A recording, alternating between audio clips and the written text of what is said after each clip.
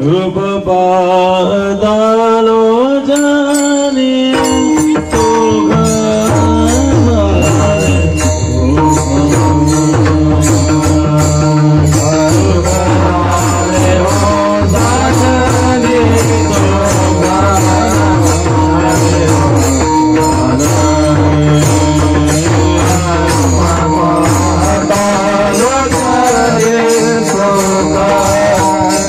जाने हो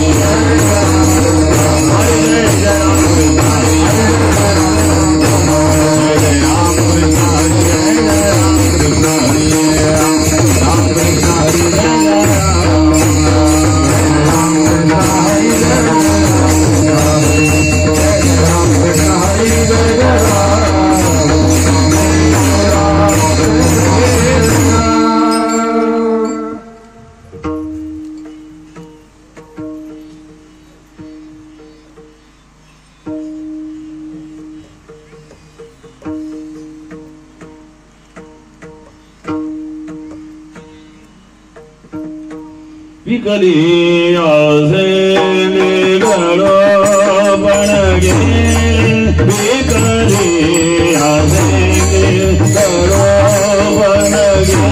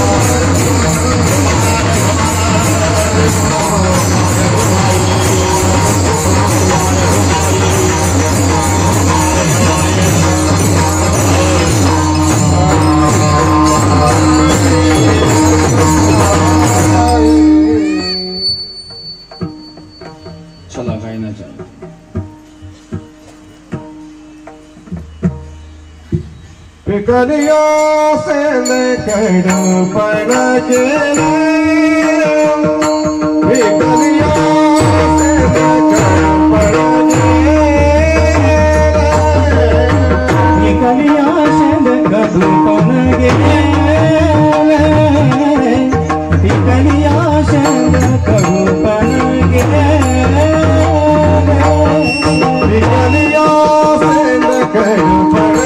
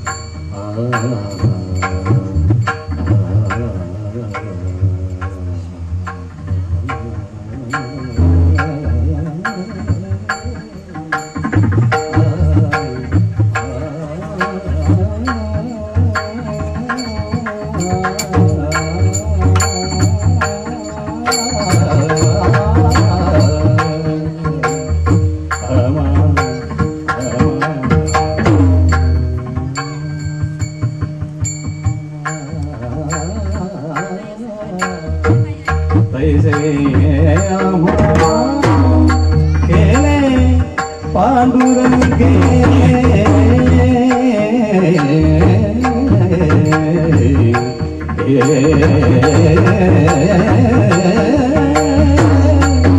तैसे आम्हा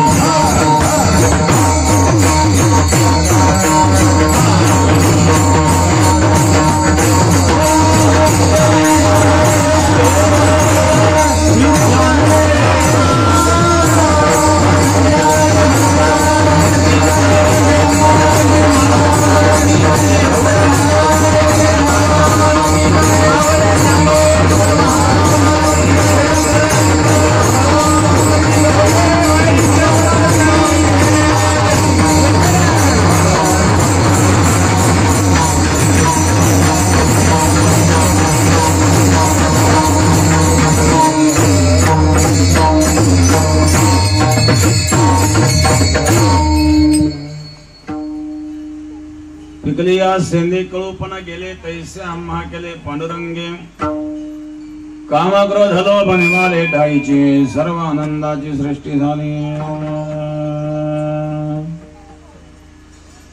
आढव नाढव गेले भावा भाव झाला स्वयंमेव पांडुरंग काम क्रोध लोभ निमाले ढाईची सर्व आनंदाची सृष्टी झाली तुका म्हणे भाग्य या नावे म्हणीचे संसारी जन्मिजे याचे लागे काम क्रोध लोभ निमाले ढाईची सर्व आनंदाची सृष्टी झाली पांडुरंगा गुरु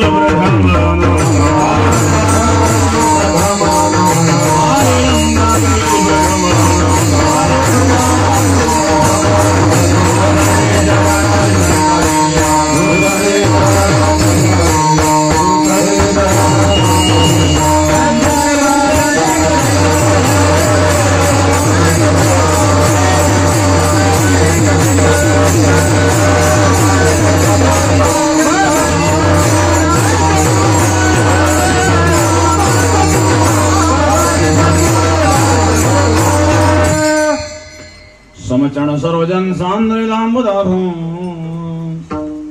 जगन्हित पाणि मंडनं मंडनं तरुण तुलसीमाला कंदरं कुंजनेत्रं सदैवबलहासं विठ्ठलं जङ्गया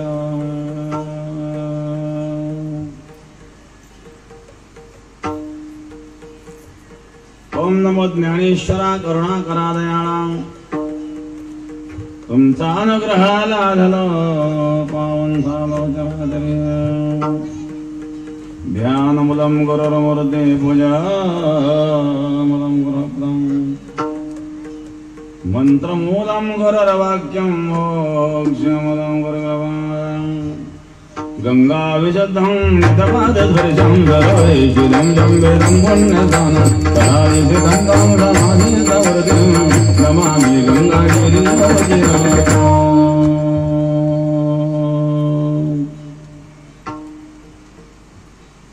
शुचिः शीलः समदक्षः सप्रताभिजितेन्द्रियं तं नारायणगिरिं वन्दे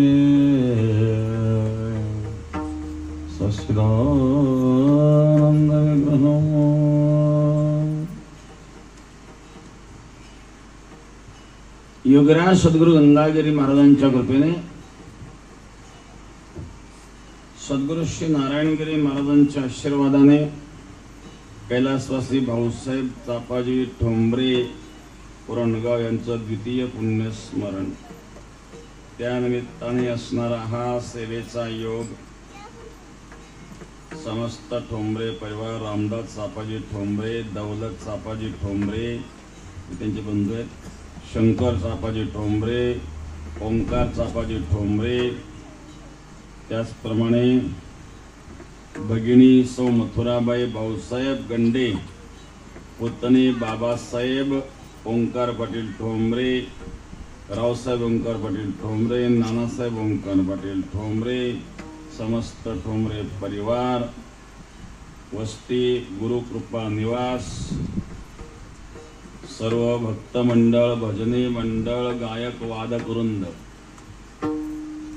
ज्येष्ठ मंडळ तरुण मंडळ महिला मंडळ भजनी मंडळ महाराज मंडळ गायक वादक मंडळ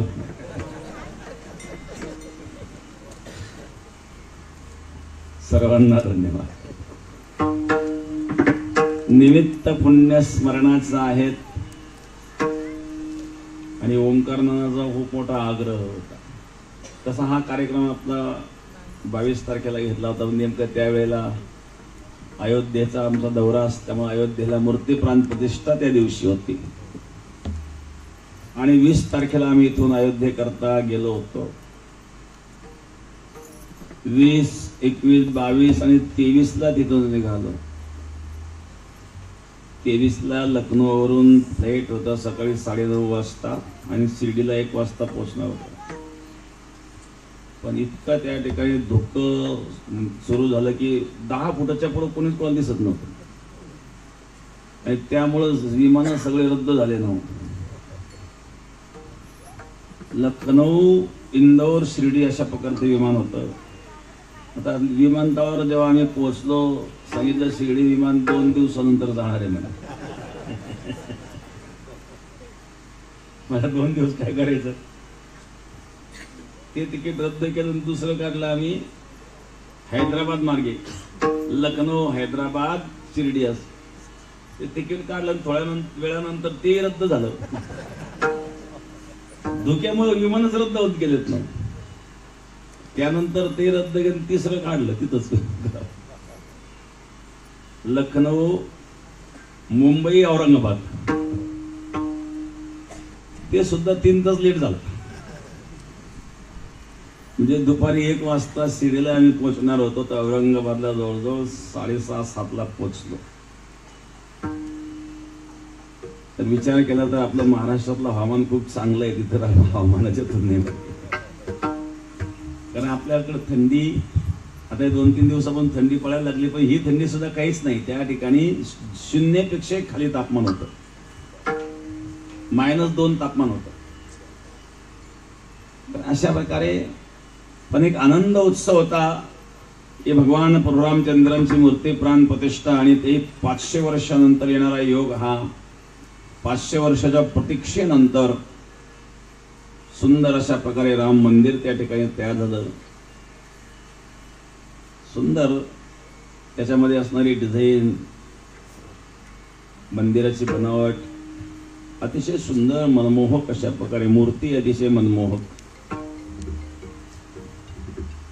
आणि देशाच्या प्रधानमंत्री मोदींच्या हस्ते ही मूर्ती प्राण प्रतिष्ठा संपन्न झाली. अनेक साधू संत, जवळजवळ 4000 साधू त्या ठिकाणी असतील, संपूर्ण देशातून निमंत्रित.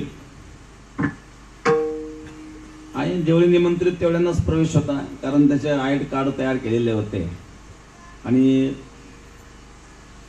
आय कार्ड तयार करताना आधार वगैरे सगळं त्या ठिकाणी जमा केलेलं असल्यामुळं स्कॅन केल्याशिवाय तिथं प्रवेश नव्हता. त्यामुळं बहुतेक सर्व तिथं उपस्थित होते ते निमंत्रित संत होते, बाकीच्यांना कोणालाही त्या ठिकाणी प्रवेश नव्हता. सुंदर अशा प्रकारे योगायोग.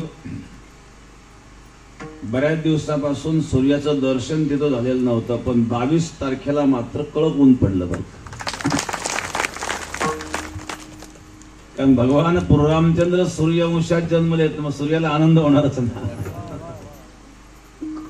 भगवान सूर्यनारायण सुद्धा त्या दिवशी इतके संतुष्ट होते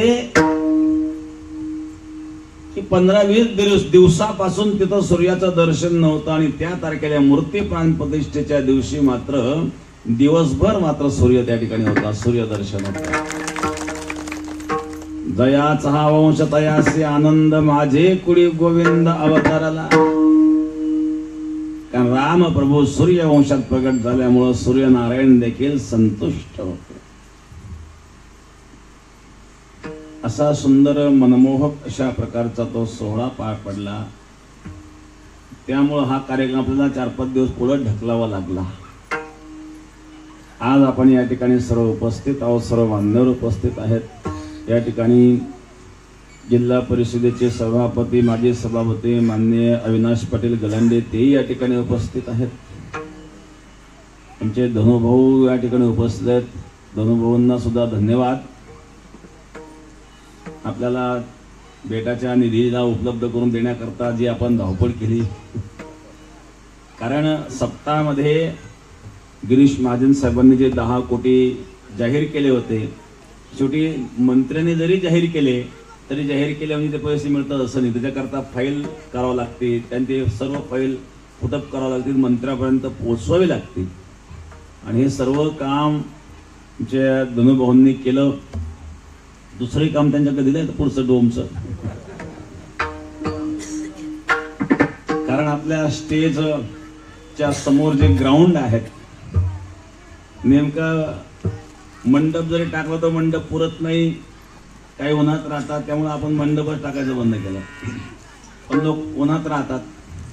आणि म्हणून त्या दिवशी माननीय गिरीश महाजन साहेबांनी जाहीर केलं की या ठिकाणी 200 बाय 300चा एक भव्य असा मंडप कायमचा तो आपण इथं करूया. त्यांनी आम्हाला विचारलं की तुम्हाला किती दिवसामध्ये मंडप तयार पाहिजे. मी त्यांना सांगितलं पुढच्या वर्षाचा कार्यक्रम मंडपात व्हावा ही आमची अपेक्षा आहे. त्यांनी सांगितलं वर्षाचं नका सांगू, किती महिन्यात पाहिजे ते सांगायला. म्हणले वर्षात तर इतक्या वेळ नाही, तुम्हाला काही महिन्यातच त्या ठिकाणी मंडप उभा झालेला दिसेल. तर हे सगळं करीत असताना मंत्री महोदय बोलून जातात, त्यांच्या पाठीमागे अनेक कामं असतात. त्यानंतर आपल्याला आणि फाईल करणं आणि ते फाईल अधिकारी लेवलला त्यांच्यापर्यंत पोहोचवणं ही जबाबदारी आपली असते. आणि म्हणून ती जबाबदारी आमच्या धनुभाऊंनी स्वीकारलेली आहेत. पहिलाही निधी त्यांनी लवकर मिळवून दिला, पुढचाही लवकर मिळेल आणि आपल्याला धन्यवाद देईल.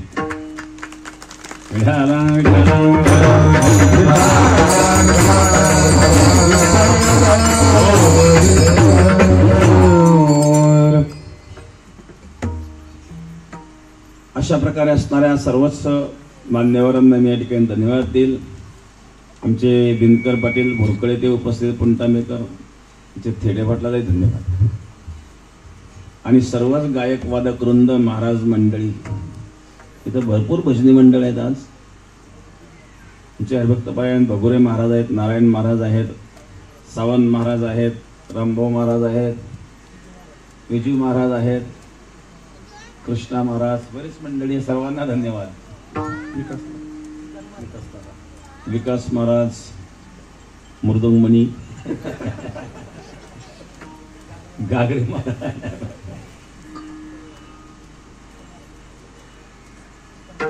विढाला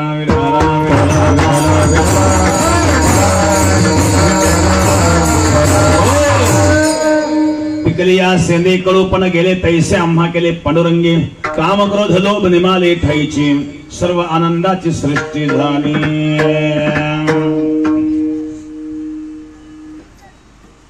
तुकोबारांचा अभंग आहे, स्थितीपर आहे.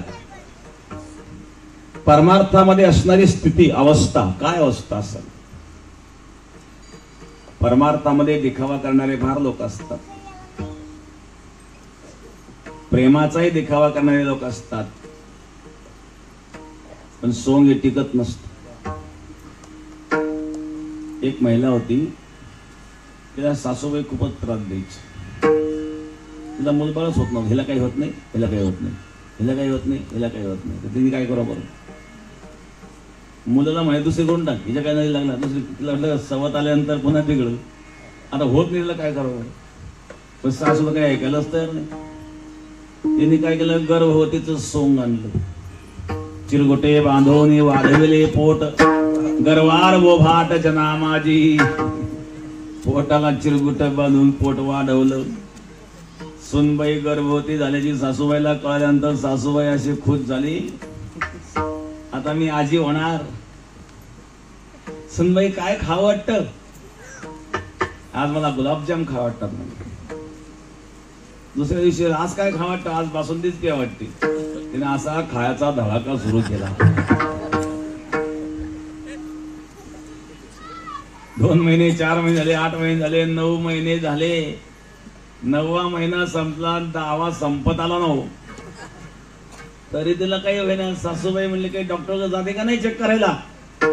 ही डॉक्टरकडे जायलाच तयार नाही. तिला माहिती डॉक्टरकडे जाऊन काय होणार आहे. बरं, सासूला संशय आला की ज्या अर्थी 9 महिने होऊन गेले, मुलंही होते, डॉक्टरकडे जात नाही, काहीतरी गडबड आहेत.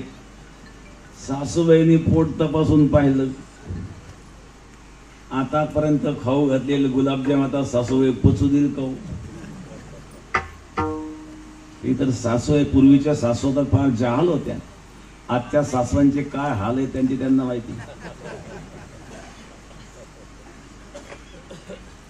सोनबाईने सोंग केलं, गर्भवतीचं फार काळ टिकलं नाही. परमार्थामध्ये सुद्धा भक्ती अंतःकरणातून असावी. अनेक लोक परमार्थ करतात, अनेक लोक भक्ती करतात, सर्व सफल होतात असं नाही आहे. सफलतेची काही लक्षणं आहेत आणि ते तुकोबारांनी या ठिकाणी वर्णन केले. काही दोष आपल्या अंतःकरणामध्ये असतात आणि त्या दोषामुळे आपण परमार्थात सफल होत नाही. वेदांत शास्त्रामध्ये 3 प्रकारचे दोष सांगितले: मल, विक्षेप आणि आवरण. मल म्हणजे मलिनता. जोपर्यंत चित्तामध्ये मलिनता आहे तोपर्यंत त्याला सुख मिळणार नाही, कारण हा स्वतःच्या सुखदुःखाचा विचार करण्यापेक्षा दुसऱ्याच्या सुखाने दुःखी नेहमी होत असतो. स्वतःच्या दुःखाने दुःखी होण्यापेक्षा दुसऱ्याच्या सुखाने दुःखी होण्याचा स्वभाव जो मनुष्याचा असतो ही मलिनता आहे. एखाद्याने बंगला बांधला, याला कस तरीच होतं. हा रस्त्यात काटेच टाकेल, नाही दगड टाकेल, नाही पाणी सोडून देईल. काही लोक रिकामे उपद्व्याप करतात. त्या रिकाम्या उपद्व्याप मध्ये वेळ घालण्यापेक्षा इकडे चांगल्या कामात घालवणं हे मलिनता आहे. मलिनतायुक्त मनुष्य सरळ नसतो, स्वभावाने सरळ नसतो, व्यवहाराने सरळ नसतो आणि त्याचा दृष्टिकोन सरळ नसतो. याला कर्कवृत्ती म्हणतात. कर्क म्हणजे खेकडा. खेकडा सरळ असतो का? खेकडा चालताना सरळ चालतो का? तुम्ही पाहिला असेल गंगेच्या कडे गाव आहेत. खेकडा कसा चालतो? सरळ चालतो का? आळवा चालतो, आळवा. काही लोक आडवे चालतात नेहमी. बरं, खेकडा पाहताना सरळ पाहतो का? पाहताना सरळ पाहत नाही, चालताना सरळ चालत नाही. दिसायला फार सुंदर आहे असंही काही नाही. बरं, त्याच्या अंगाला जर हात लावलं तर काय गुदगुल्या करतो का? जाऊन पहा गंगाच्या कडे खेकडा हात लावून पहा, काय करेल तो? एकदा जर नांगीत बोट पकडलं तुटल पण सुटणार नाही. ही कर्कवृत्ती आहे. एकदा एके ठिकाणी खेकड्यांचं प्रदर्शन भरलं. मध्य प्रदेशचे खेकडे, गुजरातचे खेकडे, महाराष्ट्राचे खेकडे, राजस्थानचे खेकडे, उत्तर प्रदेशचे खेकडे, कर्नाटकचे खेकडे. खेकड्यांचं प्रदर्शन. काचेच्या बरणीमध्ये पाणी, त्या पाण्यामध्ये खेकडे टाकले, त्याच्यावरून झाकण लावलेलं आणि ऑक्सिजन मिळावं म्हणून त्या झाकणाला छिद्र होलं पाडलेली. असे सगळे खेकडे प्रदर्शनला आले. एक महाराष्ट्रीयन सुद्धा आला महाराष्ट्राचे खेकडे घेऊन. त्यांनी त्याची काचेची बरणी त्या इतर खेकड्यांबरोबर ठेवली, पण याच्या बरणीला वरून झाकणच नव्हतं. बाकीच्या सगळ्या खेकड्यांचे जे काही बरण्या होत्या त्याला वरून झाकण होतं, याच्या बरणीला मात्र झाकण नव्हतं. एकाने विचारलं, का तुम्ही या बरणीला झाकण का नाही लावलं? हे खेकडे पडून जातील ना बाहेर. काय सांगितलं, हेच तर महाराष्ट्रीयन खेकड्याचं वैशिष्ट्य आहे. कारण झाकणाची गरजच नाही. म्हणजे कसे काय? बघा म्हणले प्रयोग. आता काचेचीच बरणी होती, आतले हालचाल बाहेरून दिसत होती. एक खेकडा वर जायला लागला की दुसरा पाय ओढायचा, दुसरा वर जायला लागला तिसरा पाय ओढायचा. त्यामुळे हेच कारण, याच्यामुळे बाहेर पडू शकत नाही, झाकणाची गरजच नाही. याला कर्कवृत्ती म्हणतात. अनेक वृत्ती आहेत. एक आहे उष्ट्रवृत्ती. उष्ट्रवृत्ती म्हणजे उष्ट्र म्हणतात उंटाला. उंट काय करतो? झाडपाला खातो, पण गोड पाल्यापेक्षा कडू पाला उंटाला जास्त आवडतो. तसे काही लोकांना चांगल्या गोष्टींपेक्षा वाईट गोष्टी जास्त आवडतात. याला उष्ट्रवृत्ती म्हणतात. अशा अनेक वृत्ती आपल्याला पाहता येतील. पण अशा प्रकारे वृत्तीमध्ये हे जे दोष असतात हे मलिनतेमुळे आहेत. शास्त्रामध्ये याला मल नावाचा दोष म्हटलेला आहे. या मल दोषाचा नाश निष्काम कर्माद्वारे होत असतो. कुठलंही कर्म करताना निष्काम कर्म करावं. कर्म फलासक्तीचा त्याग करून जर केलं तर हा दोष नाहीसा होतो. कर्म मार्गाने मलिनता जाते. दुसरा दोष अंतःकरणामध्ये विक्षेप. विक्षेप म्हणजे चंचलता. चंचलता ही फार मोठी घातक आहे परमार्थामध्ये. कारण मनाचा स्वभाव आहे चंचलता. याला स्थिर करण्याकरता भगवंताची भक्ती, उपासना, उपासनेद्वारे याला स्थिरता प्राप्त होत असते. म्हणून अगोदर मनाला स्थिर करा. रे मन मूर्ख कबतक जग में जीवन व्यर्थ गवाए मन मूर्ख कबतक गवाए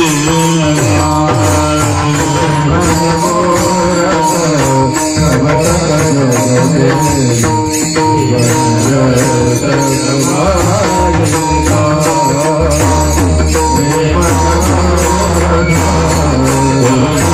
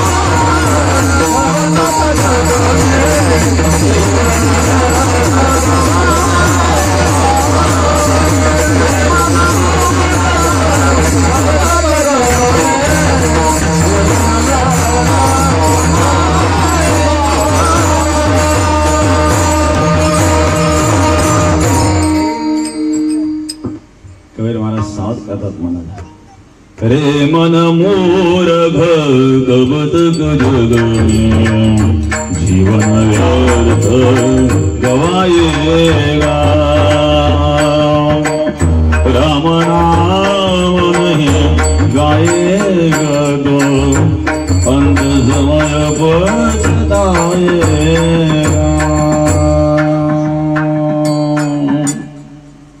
अरे मूर्ख मना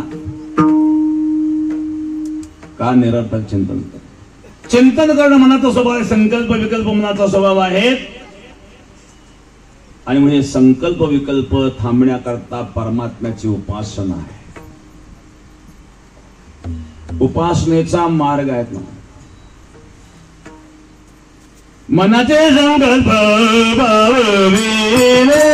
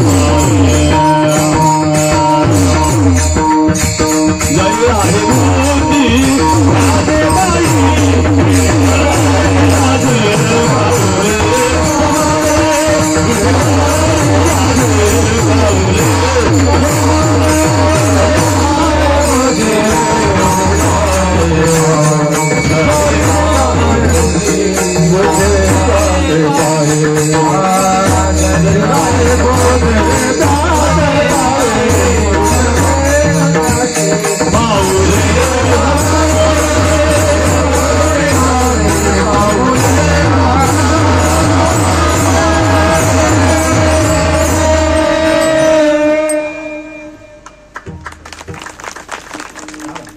मनाचे संकल्प पावेल सिद्धी, जरी राहे बुद्धी त्याचे पायी।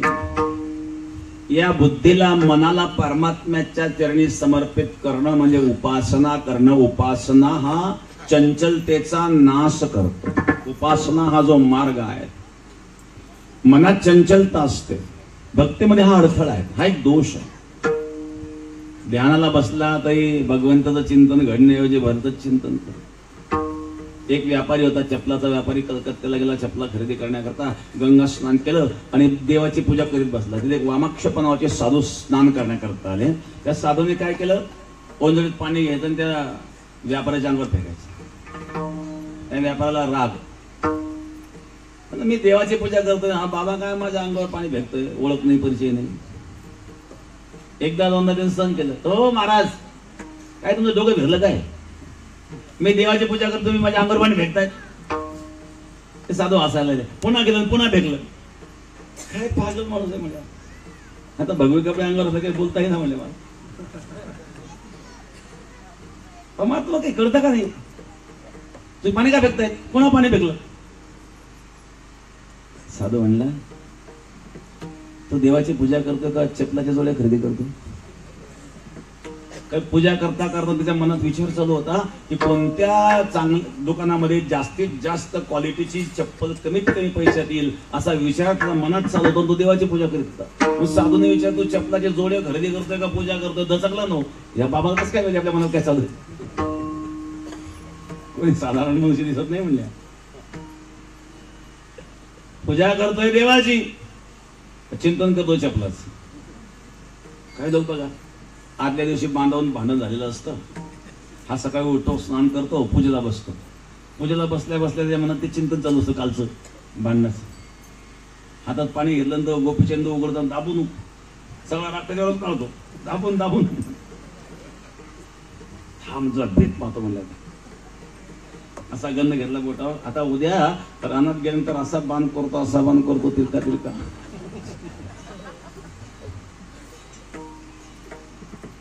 पुन्हा कानाला हात लावला. इथून पुढे भांडण नाही करायचं. भांडण चांगलं नसतं.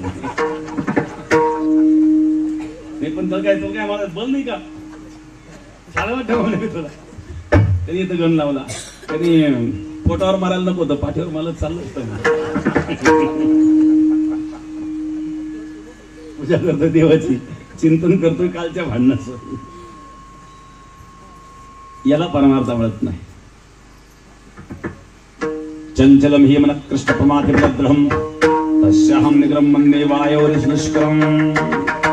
चंचलता हा विक्षेप दोष आहे, त्याकरता उपासना मार्ग आहे. तिसरा आवरण दोष आहे, अज्ञानाचं आवरण. मन आणि विक्षेप आपल्या स्वतःच्या प्रयत्नाने नष्ट करायचे असतात. आणि आवरण दोष म्हणजे अज्ञानाचं आवरण हे सद्गुरूंच्या कृपेने जात असतं. कारण सद्गुरू अज्ञान घालवतात. सद्गुरू काय करतात? ज्ञानरूपी अंजन डोळ्यात घालतात. गुरु घाली ज्ञानांजन,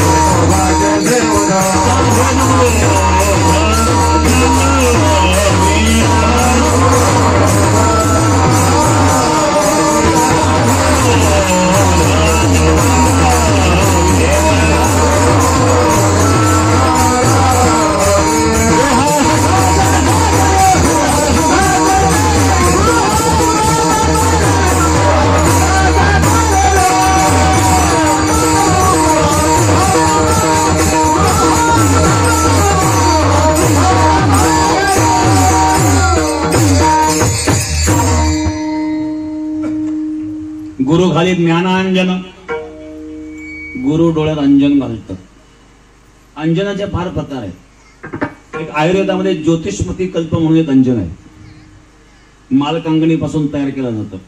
त्याचा फॉर्म्युला तुम्हाला सांगणार नाही, पण त्याला लाभ सांगतो. ते अंजन जर डोळ्यात घातलं तर माणसाला अंधारात दिसतं म्हणतो. मग तर सोर लोकांना चांगलं आहे असेल.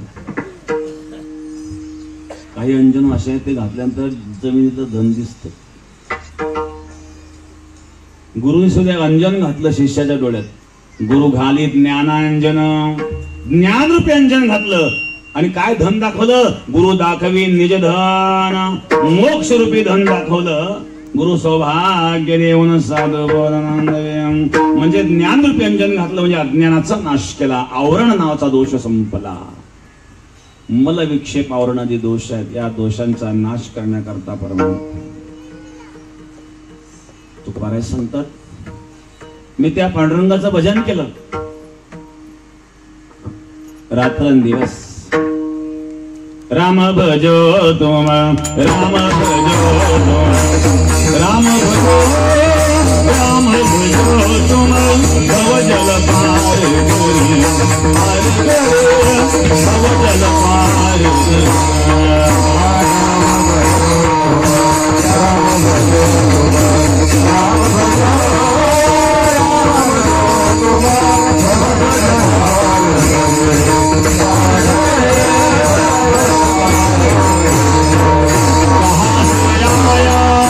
कहाँ जाना है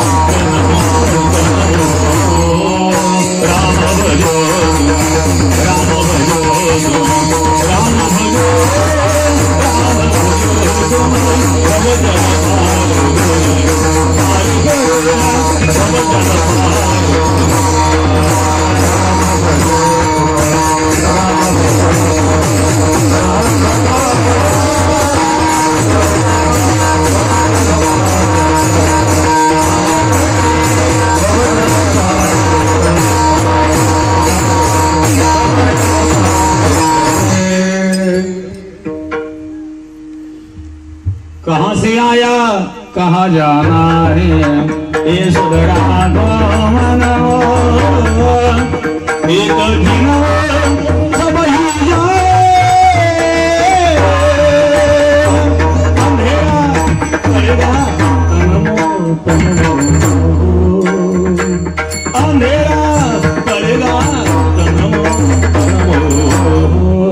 राम भजो राम भजो राम भजो राम भजो भगवत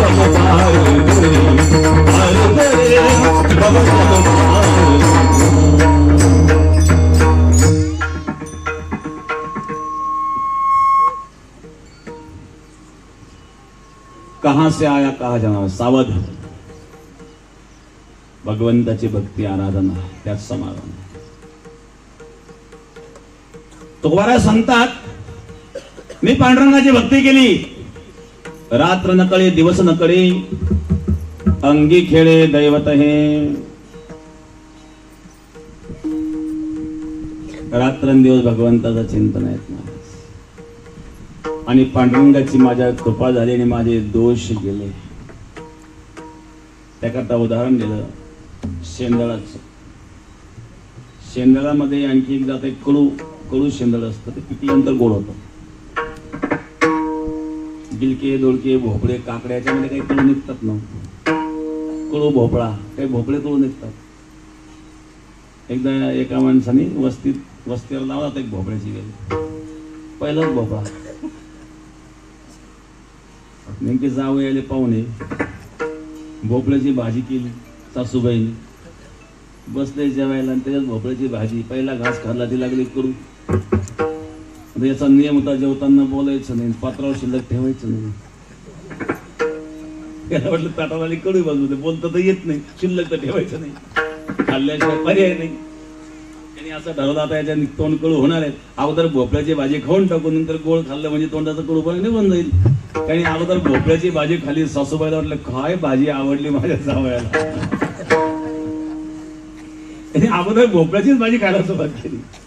सासूबाईने जेव्हा पातेल्यातला जेवढा होता भोपळा सगळ्यात होतो.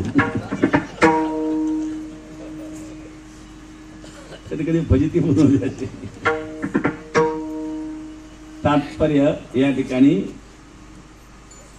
काही पदार्थ कडू असतात पिकल्यानंतर त्याचा कडवटपणा नाहीसा होतो आणि माधुर्य येतं. फळ कच्चं आहे कुठपर्यंत ठरवायचं किंवा परिपक्व झाल्याचे लक्षण काय.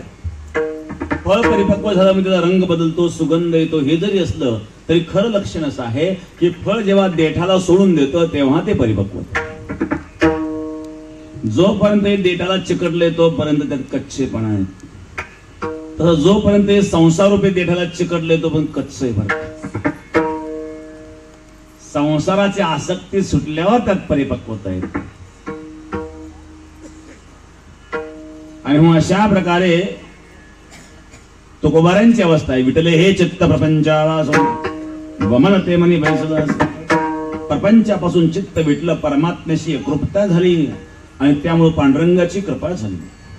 आणि पांडुरंगाची कृपा झाल्यानंतर तुकोबाराय सांगतात पिकलेल्या त्या शेंदळाप्रमाणे त्याचा कडूपणा जसा नाहीसा होतो तशा माझ्या जीवनातले सगळे दोष नाहीसे झाले भगवंताच्या कृपेने. प्रथम चरणामध्ये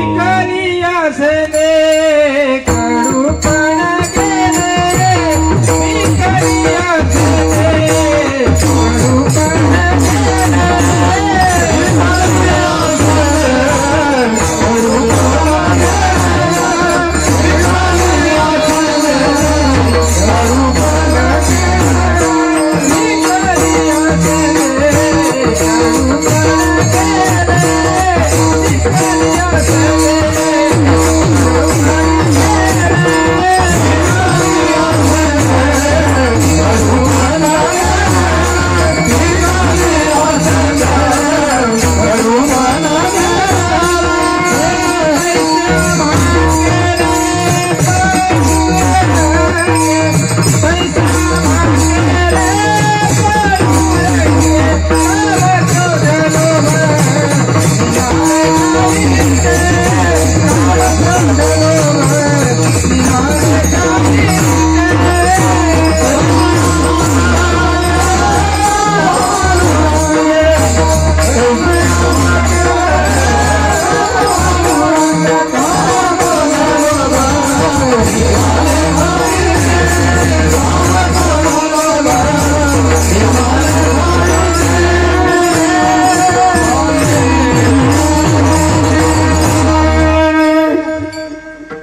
पिकलिया शेंदे कळूपणा गेले तैसे आम्हा केले पांडुरंगे.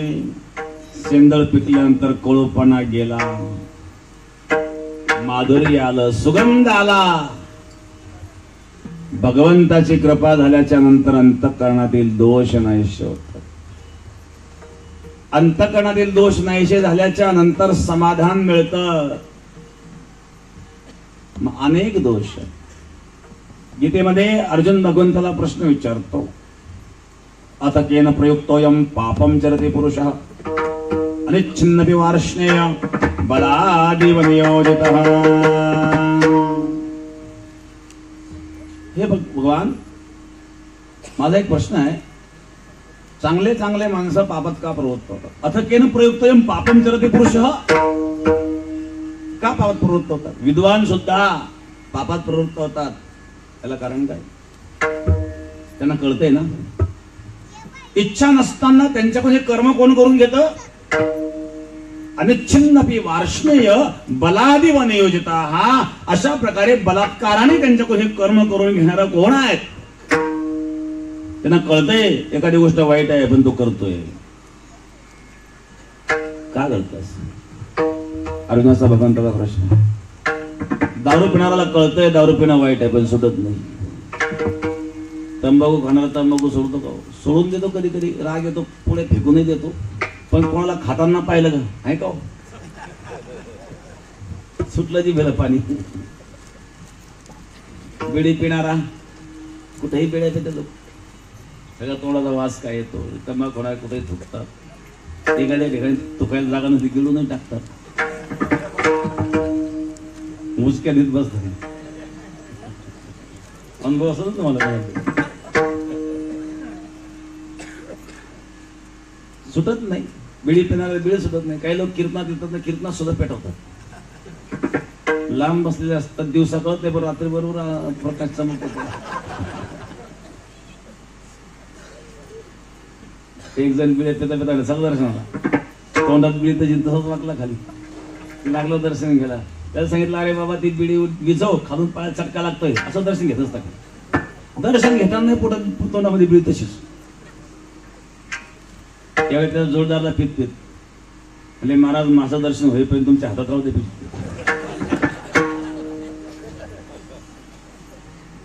काय बिड्या पिणाऱ्याला बिड्या सुटत नाही, तंबाखू कोणाला तंबाखू. बरं वाटतं, कळतं हे वाईट आहे म्हणून.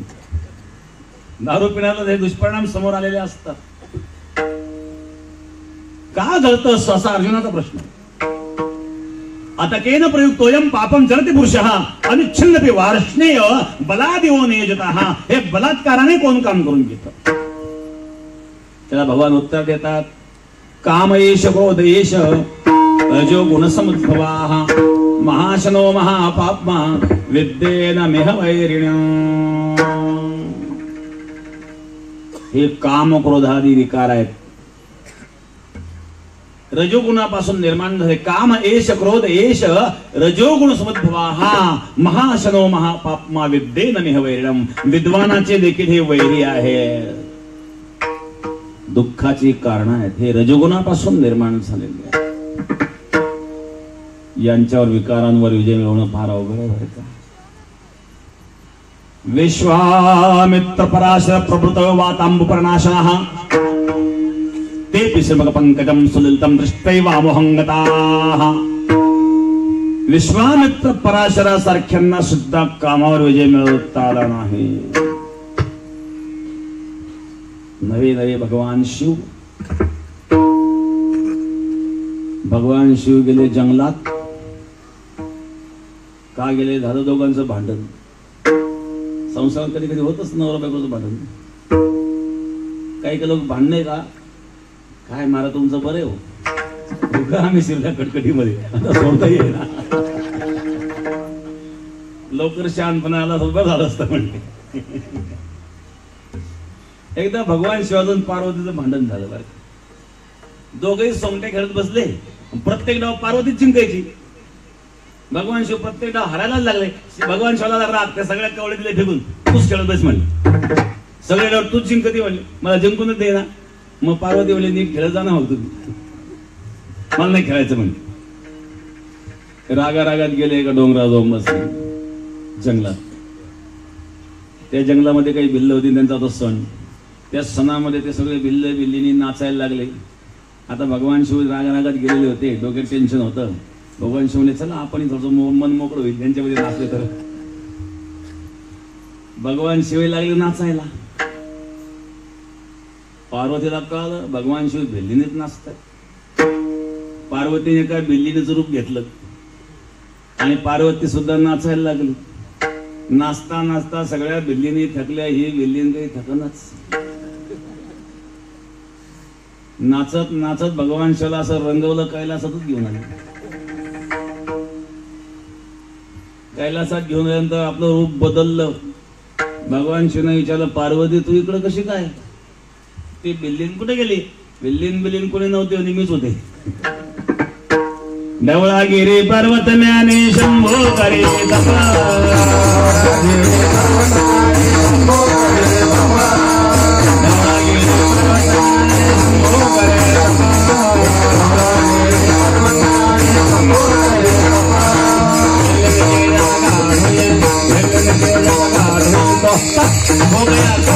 अल्लाह तू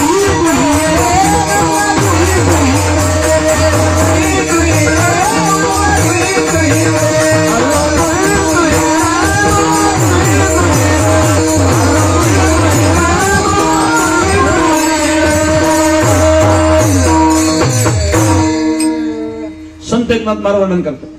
ढवळागिरी पर्वत म्याने शंभू करे तप. बिल्ली की जब गांठ हुई तो तप हो गया तप. बिल्ली की जब गांठ हुई तो तप हो गया गप. करिता तपे काम क्रोध घवळती. हे अडथळे आहेत. यज्ञ आगे स्वर्ग भोग हालती. करिता तपे काम क्रोध घवळती. नित्यानित्य ज्ञाने अभिमान वाढती. करिता तीर्थाटने अहंकाराची प्राप्ती हो.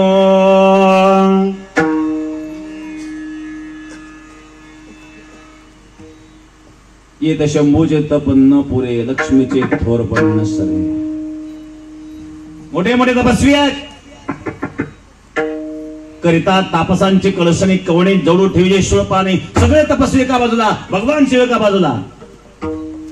साधा त्याग आहे का हो? कैलासाच्या राज्याचा त्याग, पार्वतीसारख्या पत्नीचा त्याग, गणपती कार्तिकासारख्या मुलांचा त्याग, सगळ्यांचा त्याग करून स्मशानात जाऊन बसले. आपल्या होतो का त्याग? जेवण झालं, घ्या ना सुपारी. नाही सुपारीत त्याग केला. कधीपासून? म्हणजे दात पडल्यापासून. बघायचा त्याग, दात पडल्यापासून सुपारीत त्याग केला. हा त्याग काय होतो? एकदा एक माणूस आला होता बेटामध्ये, महाराजांच्या काळातली कथा सांगतो. म्हातारा होता, म्हणजे महाराज मध्ये बेटात राहायचं. महाराज म्हणजे काय करतो बेटात राहून? तुमची सेवा आम्हाला करावं लागेल. सेवा करण्यासारखी शिरस्थिती नाही तुमची. नाही तुम्ही सांगाल ती सेवा करेल. ठीक आहे. रात्री 12 ते 2 प्रहारा दिला त्याला. 12 ते 2 प्रहारा झाला. रात्री सकाळी उठला, स्नान झालं, दर्शन घेतलं. म्हणजे महाराज येतो आता. महाराज म्हणजे का? नाही तर माझा नातं आहे ना, माझ्याशिवाय राहतच नाही. रात्री 12 ते 2 प्रहारा तो वैराग्य संपलं. वैराग्य टिकलं पाहिजे. नो हे वैराग्य सोपारे मद बोलता न वाटे घरी. विढाला विढाला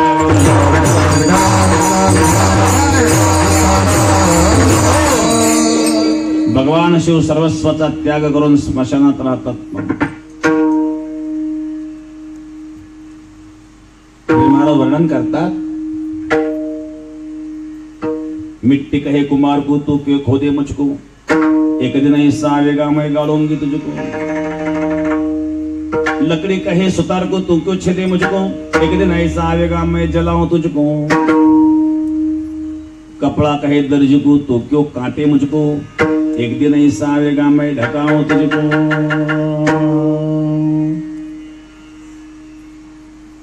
भगवान शिव सुद्धा स्मशानात राहतात. चिताभस्म लावतात. स्मशाने श्वाकैला स्मरहर पेशाचा सहचरा. चिताभस्मालेप सगमिन करो निबरी करः. चिताभस्म लावतात. का लावतात?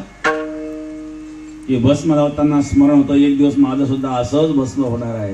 वैराग्य टिकून राहावं म्हणून त्याकरता चिताभस्म लावतात. स्मशानात राहतात, चिताभस्म लावतात. परंतु ते भगवान शिव आहे. त्यांचे काय अवस्थानात मला सांगतात, भिल्लिनी के जब गाठ होतात तप हो गया. कामावर विजय मिळवून एवढं सोपं नाही. दुसरा विकार आहे क्रोध. क्रोध सुद्धा दुःखाला कारण आहे. झाली क्रोधासवे भेटी, तोंडा वाटे नरक लोटी.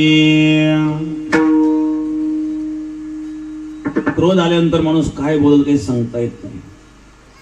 आणि जेव्हा परिणाम समोर येतात त्यावेळेला क्रोधात भवती सम्मोह, सम्मोह स्मृतिभ्रमाः, स्मृतिभ्रंशात् बुद्धिनाशो, बुद्धिनाशात् प्रणश्यते. क्रोधात भवती असम्मोह, सम्मोह स्मृतिभ्रमाः. क्रोधामुळे स्मृतिभ्रंश होत असतो. विवेक क्षमता नष्ट झालेली असते. क्रोधामध्ये मनुष्य काहीतरी करून बसतो, नंतर आयुष्य पश्चाताप करतो. क्रोध आणि ईर्ष्या दोन्ही गोष्टी वाईट आहेत. कौरव पांडवांचा ज्यावेळेला युद्ध झालेलं कारण काय? पांडवांच्या राष्ट्रीय यज्ञामध्ये दुर्योधन आला होता. आणि दुर्योधन आल्याच्या नंतर दुर्योधन फिरत असताना एका तळ्यात पडला बरं का. तो एक सरोवर होतं. त्या सरोवर फुलांनी सजवलेलं होतं. याला म्हटलं जमीनच आहे, तर ते पाणी, फुलं असल्यामुळे त्याला ते पाणी दिसलंच नाही. आता ते बसायला गेलं तो पाण्यात पडला. पाण्यात पडल्याबरोबर तिथून भीम अर्जुन येतो, हसायला लागले. धर्मराजाने रोखलं, हसू नका, कोणी पडलं तर आपण हसू नये. पण दुर्योधनाला क्रोध आला, हे मला हसले ना यांचा भेद पाहणार म्हणजे. आणि तिथून पुढे दुर्योधन तयारीला लागला. आणि तिथून पुढे महाभारत सुरू झालं. पण क्रोधाचा काय परिणाम होतो? दूत खेळण्याचा प्रकार घडला असेल, पांडवांना वनवासात जाण्याचा प्रकार घडला असेल, हे क्रोधामुळे दुर्योधनाने केलं. एवढंच नाही तर शेवटी संपूर्ण कौरव कुळाचा नाश झाला तो केवळ क्रोधामुळे झाला. कामावर विजय मिळवणं तरी कालांतराने काम नष्ट करून क्रोध भयंकर असतो. पती पत्नी दोघं टीव्ही पाहत बसले. रविवारचा दिवस होता, सुट्टीचा दिवस. टीव्ही पाहता पाहता तहान लागेल. पत्नीला म्हणलं की पाण्यात बरं. पत्नी म्हणजे थांबा 10 मिनिट, कळ निघत नाही तुम्हाला, एवढी मालिका संपू द्या मग आणते पाणी. हाला पाणी आणता तहान लागली. तो सांगितलं थांबा 10 मिनिटं, दम निघत नाही तुम्हाला. त्याचा पारा सकला. मी सांगितलं होतं पाणी आण. ही उठायला त्यांनी मुसळ उचललं आणि ते टीव्हीलाच मारून फेकलं. पहा म्हणलं, टाकला टीव्ही फोडून. टीव्ही फोडल्यानंतर दोघांनाही पश्चाताप झाला. हिला वाटलं ताबडतोब पाणी आणून दिलं असता टीव्ही फुटला नसता. याला वाटलं दाम एकदम काढला तर टीव्ही फुटला नसता. पण क्रोधामध्ये घटना घडली, आता झालं नुकसान. क्रोधामध्ये नुकसान होत असत. हे दुःखाला कारण आहेत. काम, क्रोध आणि तिसरं लोभ. लोभात दुःखस्य कारण. काही लोक फार लोभी असतात. चमडी जाय लेकिन तमडी न जाय.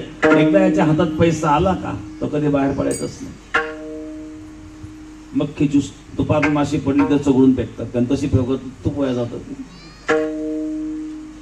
उजव्या हाते नुडवी काग असं वर्णन आहे. जेवायला बसताना कावळ्याला हाकलण्याकरता असं करीत नाही तो, कारण ते शिकला ती कधी निघून.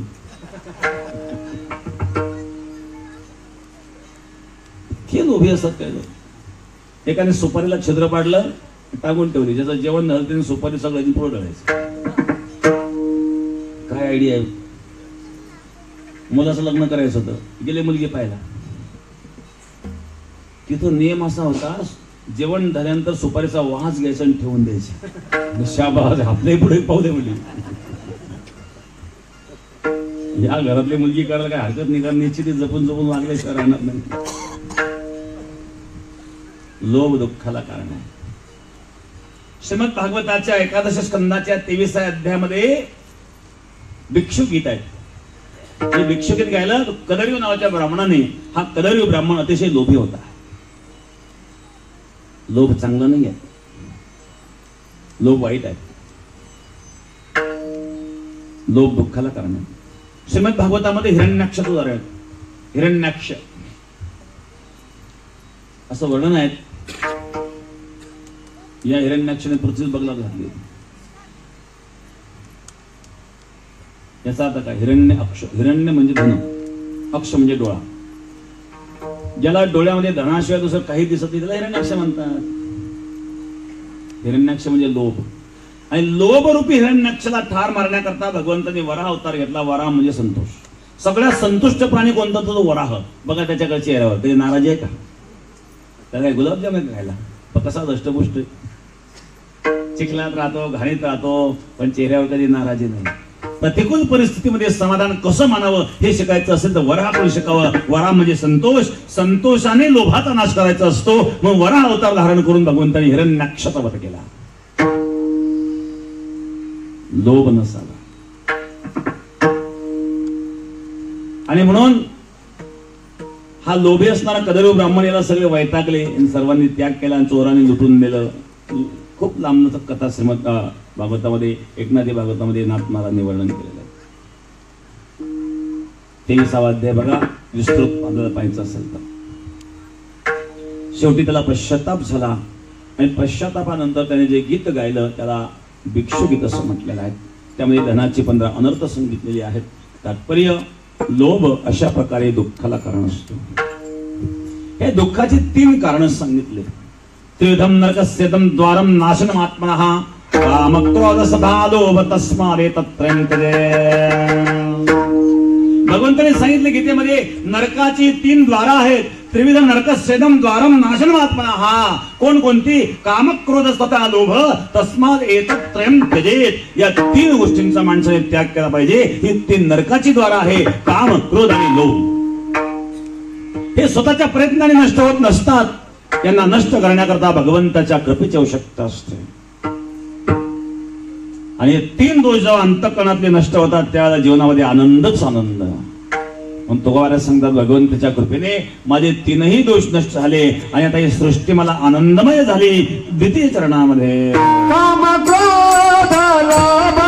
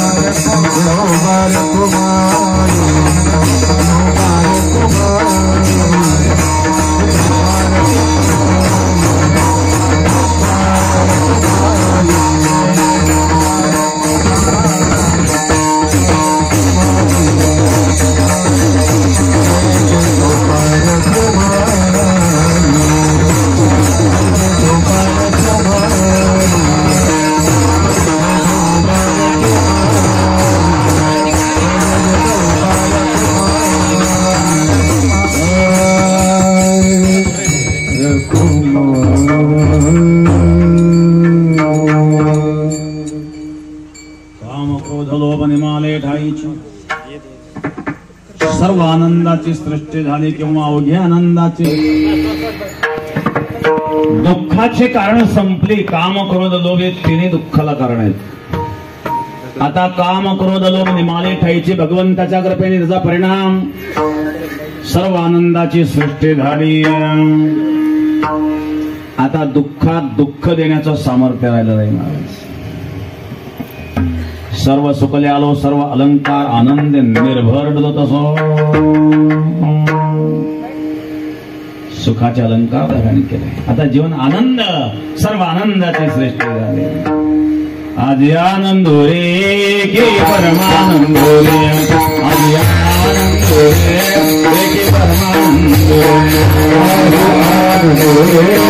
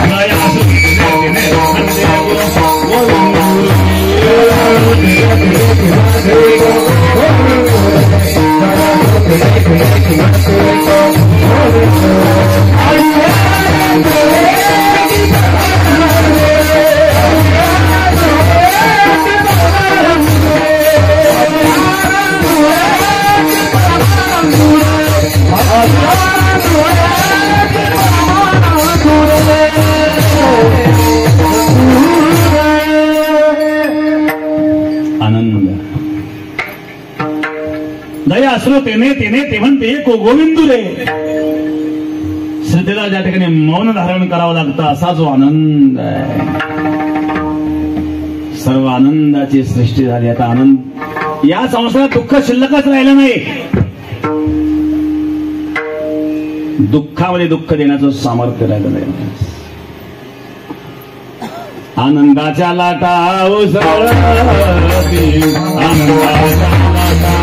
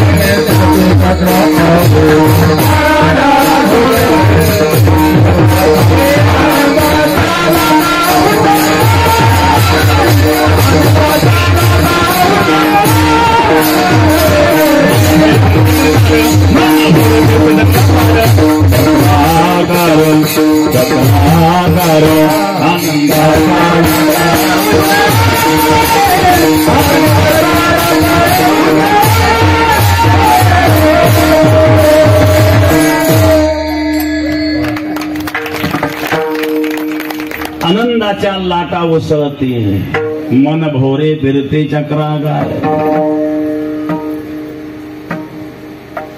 आनंदाचे डोळे आनंद तरंग, डोहही आनंदाचा तरंगही आनंदाचे, आणि तिथं मन रूपी भोरे चक्राकार फिरतात ते आनंद.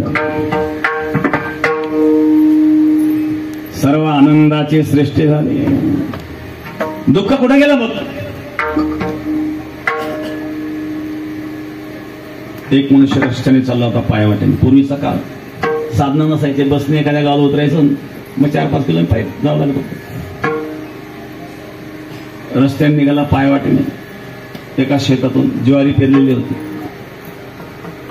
ज्या माणसाच्या शेतातून चालला तो खूप मोठा श्रीमंत माणूस होता. हौस म्हणून शेती करायचं. त्याच्या मुलाला काय लहर आली, आज मी पाखरा आणायला जाणार. तो पाखरा हाकायला गेला गोफण घेऊन. त्याने एक दगड सोडला, याच्या पाठीतून बसला. याला राग, कोणी माझ्या पाठीत दगड मारलं तर भेद पाहतो म्हणले. पाठीमागं ओढून पाहिलं तर तो दगड नव्हता, तो सोन्याचा गोळा होता. या ठिकाणी आमचे भारतीय जनता पक्ष नेते एकनाथराव जाधव उपस्थित झाले. धन्यवाद. विठाल विठाल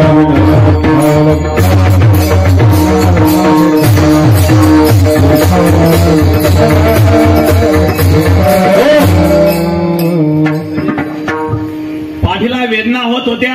कोणी दगड मारला भेद पाहतो. मागे वळून पाहिलं तर तो दगड नव्हता, सोन्याचा गोळा होता. सोन्याचा गोळा पाहिल्याबरोबर पाठीच्या वेदनाच गेल्या. त्याला वाटलं आणखी एखादा दगड बसला तर बरं होईल. कुठे गेल्या वेदना. जोपर्यंत मला कोणीतरी दगड मारला हा भाव मनामध्ये होता, तोपर्यंत वेदना होत्या. पण हा दगड नसून सोनं आहे हे कळल्याबरोबर दगडाच्या पासून होणाऱ्या वेदना संपल्या. कारण हा सोन्याचा गोळा हे कळल्याबरोबर जो आनंद झाला, त्या आनंदापुढं या दगडाच्या वेदनेचं दुःख लोपलं. त्याप्रमाणे जीव हा संसारामध्ये अविश्रांत दुःख भोगत आहे. कोई तन दुखी, कोई मन दुखी, कोई धन बिन रहित उदास, थोड़े थोड़े सब दुखी सुखी श्याम के दान. न च इंद्रस्य सुखम किंचित न सुखम चक्रवर्तिनाः सुखमस्ति विरक्तस्य मुनिरेकान्त जीवनात्. सुखम अस्ति विरक्तस्य मुनी एकांत जीवनात. एकांतात भगवत चिंतन करणार जे सुख आहे ते इंद्राला नाही, ते राजाला नाही. हा आनंद आहे महाराज. तुकोबाराय सांगता हा आनंद मला मिळाला. जसं सोन्याचा गोळा कळाल्याबरोबर पाठीच्या वेदना गेल्या त्याप्रमाणे भगवंताच्या भक्तीच्या सुखापुढे संसारातील दुःख लोपतं. संसारातलं दुःख लोपल्याच्या नंतर त्याच्या जीवनात केवळ आनंद शिल्लक होतो. दुःखाला कारण काम क्रोध लोभ ने माले ठाईची सर्व आनंदाची सृष्टी झाली. आनंदमय सृष्टी झाली महाराज. तुका म्हणे खातो आनंदाचे नाळू नका चरबळू घ्या रे तुम्ही. तुकाराय सांगता तुम्ही का दुःख बघता. आम्ही आनंदाचे लाडू खातो. विढाला विढाला विढाला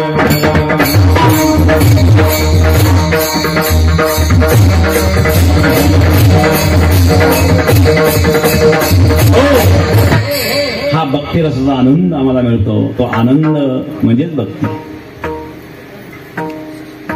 त्या भक्ती रसाचा आनंद आम्ही घेतो, जगालाही देतो ना.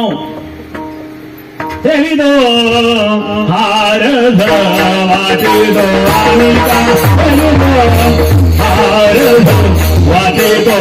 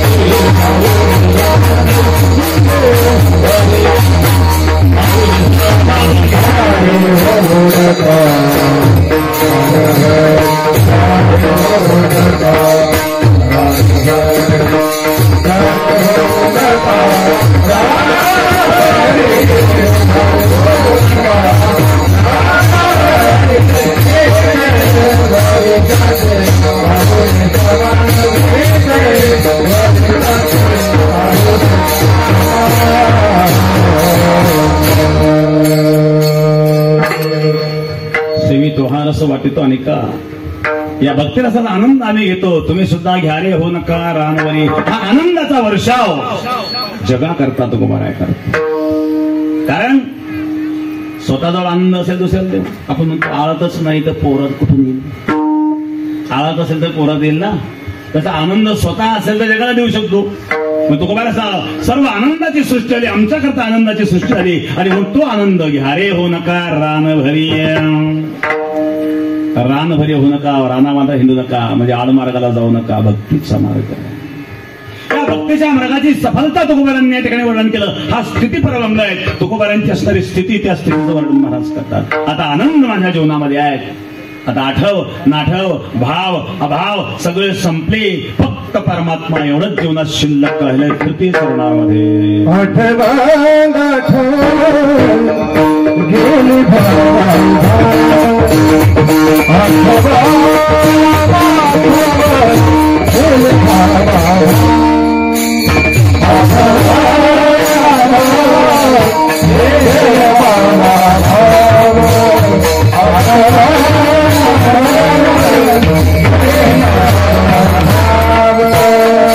Oh,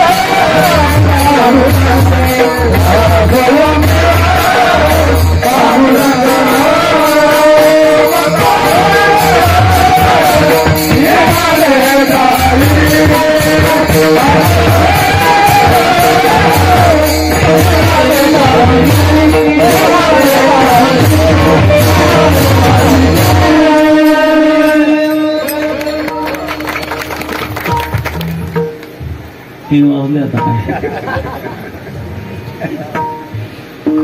चालेल संध्याकाळपर्यंत पुन्हा सहयोग कधी यायचा. आठव नाठव गेले भावा भाव, आठव नाठव भाव आणि अभाव गेले. मग काय झालं? झाला स्वयंमेव पांडुरंग. पांडुरंग विठ्ठल विठ्ठल पांडुरंग, विठ्ठल विठ्ठल पांडुरंग, विठ्ठल विठ्ठल पांडुरंग, पांडुरंग पांडुरंग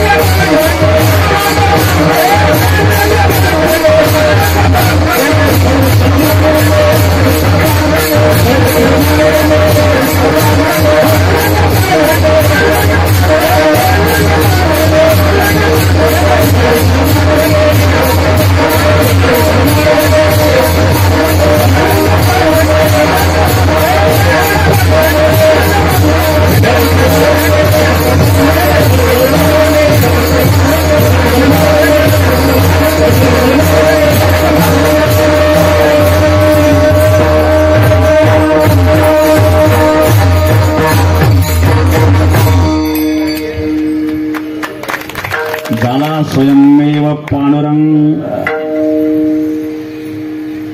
आठव नाठव गेले भाव भाव. आठव नाही, नाटव नाही, भाव नाही, अभाव नाही, भावही नाही आणि अभावही नाही. मुक्त कासया म्हणावे, बंधन ते नाही ठावे. बंधनच नाही तर मुक्तीची काय आवश्यकता. पण अशा अवस्थेमध्ये सुखे करीतो कीर्तन, भय विसरले मन, निर्भय होऊन आता भजन करा. यात आनंद आहे. हा आनंद असा दुःख रहित आनंद आहे. सुखा वै साधना तंत्र श्यामचिदात्मनाम. भगवंतांची सृष्टी निर्माण केली ही सुख दुःख मिश्रित आहेत. कोणाला सुख आहे, कोणाला दुःख आहे. एकाची आई मिली म्हणून तो रडतोय, दुसऱ्याचा मुलगा झाला म्हणून पिढे वाटतो. शहरामध्ये एकाच बिल्डिंग मध्ये राहत आहे. या साईडला सुख नाही, त्याला दुःख नाही. आई मिली म्हणून हरळतोय, मुलगा झाला म्हणून तो पिढे वाटतोय. कधी कधी एकच वस्तू एकाच्या सुखाला कारण असते, एकाला दुःखाला कारण असते. एका माणसात 2 मुली होती. दोन्ही मुलीचे लग्न झालेले होते. त्याला मुलीची फार आठवण झाली. एक दिवस तो मुलीला भेटायला गेला. मृग नक्षत्राला सुरुवात झालेली आणि रात्री असा मुसळधार पाऊस झाला. सकाळी उठून पाहिल्याबरोबर नद्या नाले ओढे सगळे वाहत होते. तडे तुडुंब भरले एका पाण्यात. तो मृगाचा पाऊस. त्या मुलीला असा आनंद झाला, आपल्या बापाचे किती वर्षांत घराला पाय लागले आणि काय बापाचा पायगुण पाऊसच पाऊस. पाहुणचार केला, आग्रह केला थांबण्याचा. बापाने सांगितलं दुसऱ्या मुलीला सुद्धा भेटायचंय, मला वेळ नाही आहे. दुसऱ्या मुलीला दुसऱ्या दिवशी भेटायला गेला. तिथे असंच घडलं. रात्री 10 वाजता असा मुसळधार पाऊस सुरू झाला. मुलगी उठून बसली, लागली मोठ्या मोठ्याने रडायला. बापाने त्याला काय झालं तुला? वेळे आजच संध्याकाळी विटाची भट्टी पेटवली आणि मुसळधार पाऊस झाला. 2 लाख विटाचं वाटोळं झालं. विटाला काय बघायचा? 7,000. 7,000 जरी भाव धरला तर 2 लाखाचे किती झाले? 14 लाख रुपये झाले ना. बापाचे पाय घराला लागले आणि 14 लाखाचं वाटोळं ती पोरगी लई रडायला. आता एका पोरीला शेती करायची, तिला आनंद झाला, पेरणी करायची होती. एकाच बापाची 2 पोरी आहेत. एकेला पावसाने पाऊस पडला तर दुःख झालं, एकेला सुख झालं. भूतानाम देवतीर्थम दुःखायचं सुखायचं. सुख दुःख मिश्रित सृष्टी भगवंताने निर्माण केलेली आहे. परंतु संतांच्या सृष्टीमध्ये सुखम वै साधूनाम तादृश्यामच्युतात्मनाम. संतांच्या सृष्टीमध्ये दुःख नावाची वस्तू नाही आहे. देवाला सुद्धा सुखा करता संतांचे जवळ लागतात. संताचे हे सुख झाले या देवा, संताचे हे सुख झाले या देवा.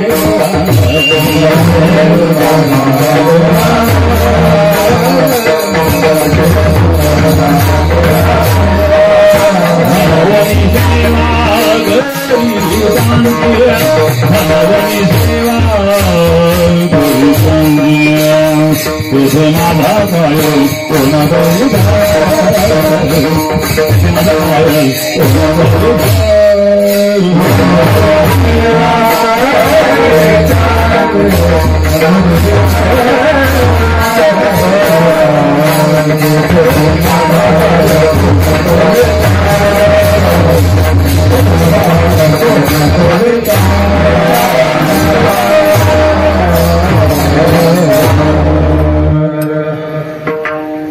संतांचे हे सुख झाले आले म्हणून सेवा करे त्यांची हा आनंद हे सुख आहे. आठवण गेले भावाभाव झाला स्वयं अशी अवस्था ज्याला निर्माण झाली तो खरा भाग्यवान. महाराज सांगतात हे भाग्य प्राप्त होण्याकरिताच मनुष्य जन्म आहे. म्हणून संसाराला जन्माला यायचं असेल तर या भाग्याकरताच जन्माला यावं शेवटच्या चरणामध्ये. म्हणे भाग्य यावे म्हणे तुका म्हणे भाग्य यावे म्हणे तुका म्हणे भाग्य तुका म्हणे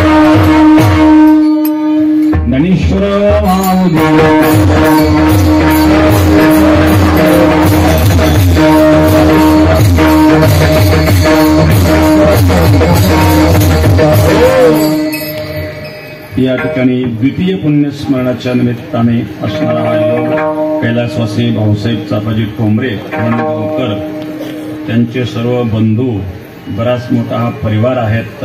रामदास चापाजी ठोंबरे, दौलत चापाजी ठोंबरे, शंकर चापाजी ठोंबरे, ओंकार चापाजी ठोंबरे, त्यांच्या भगिनी मथुराबाई भाऊसाहेब गंडे, पुतणे दादासाहेब ओंकार ठोंबरे, रावसाहेब ओंकार ठोंबरे, नानासाहेब ओंकार ठोंबरे, समस्त ठोंबरे परिवारावर प्रेम करणारे त्यांचे आप्तेष्ट मित्रगण, भक्तगण, सर्व भजनी मंडळ, श्रोतृगण,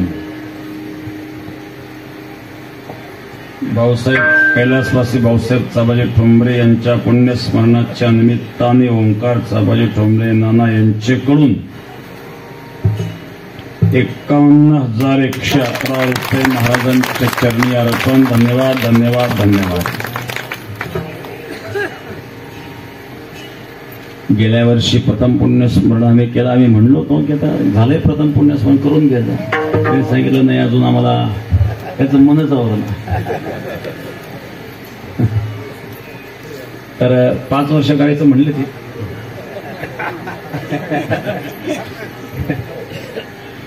तर ओंकार मनातले भजनी आहेत. बेटाशी निष्ठावान भक्त आहेत. हा परिवारच बेटाशी पूर्ण जोडलेला परिवार आहे. विशेषतः पुरणगावच हे बेटाचं गाव आहे. बेटामध्ये जो गेल्या वर्षी महायज्ञ झाला, या महायज्ञामध्ये आपण पुरणगावकरांनी चांगल्या प्रकारची मदत केली. तर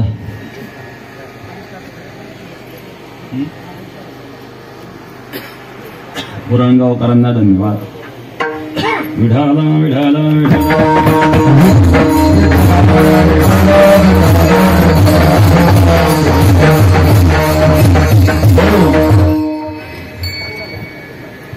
उपस्थित सर्व भजनी मंडळ, भक्तगण, सर्व गायक वादक वृंद, सर्वांना मी या ठिकाणी धन्यवाद देतो आणि वाणीला विश्राम देतो. विठ्ठल जय